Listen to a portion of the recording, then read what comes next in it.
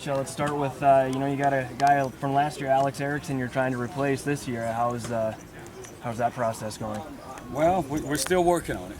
Obviously after the performance he had the other night, I kind of wish I still had him a little bit, but I don't. But the guys are working hard. Are we where we need to be? No, but they're conscious of it. I mean, they're reminded every single day what Alex brought to the table, which was that consistent piece and a consistent play, and he was where he was supposed to be, and as a result, he had a lot of success. Do you think there'll be one go-to guy this year, or do you think the ball can be spread out amongst the receivers?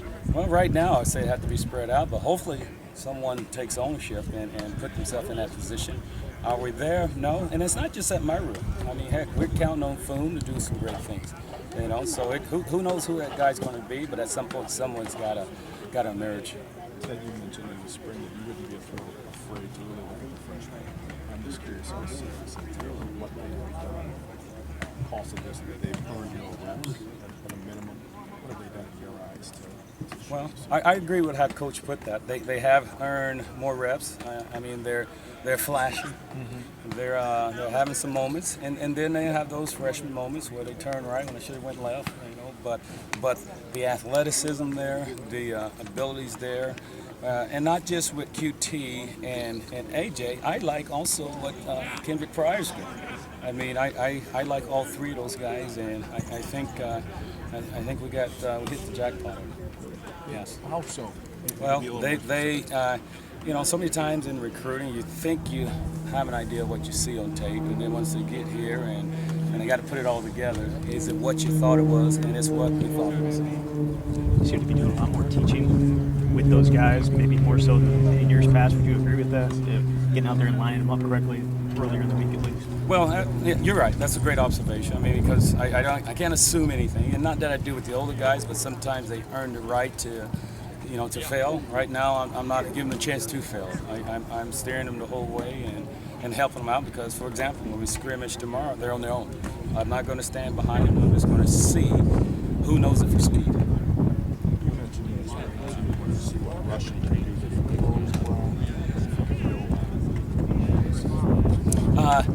he still has had his flashes, and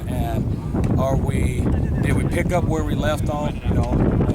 But he's had last 2 days he has to practice it. So he's still working at it, and that's that's my challenge. That's George's challenge, is to do it every single day.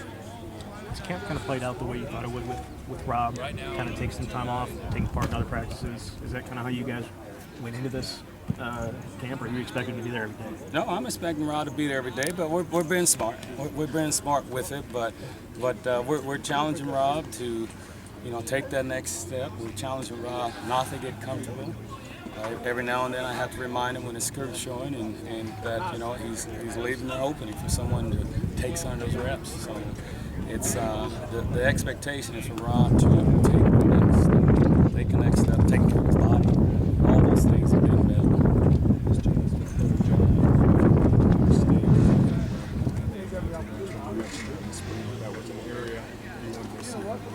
Yes, he has. Jazz has worked on that tremendously, off the field as well as on the field, and I see it. His body language is reflecting more confidence. So I think we're taking the right steps in that direction. And I told him a long time ago, you belong. And I think he feels that I belong. So he finally has got to that point. Yes. You pulled Reggie Love aside yesterday after the fumble and the little thing. I'm sure that you can share what you told him, but it looked like you were just trying to explain maybe. Yes. Well, what I was trying to share with Reg, that it was a team period, and the whistle hadn't blown. So him understanding the situation, that hey, they're doing their job. He said, "Well, coach, he embarrassed me." He said, "No, listen.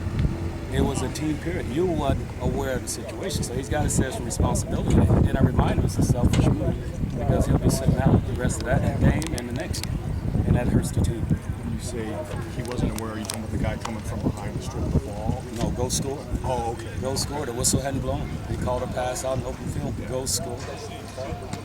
Quintez, you've been surprised at how quick he's kind of just the impact he's had so far in fall camp, being a guy that's only got 1 year of varsity experience at wide receiver.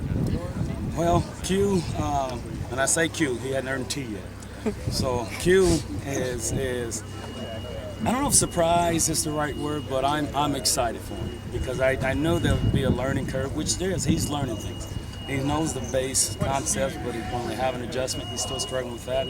But he's a competitor. He's a competitor there, and that's what comes out. Even if I don't know what I'm doing, I'm competing, and I love that. I love it. That there I didn't know we was kidding.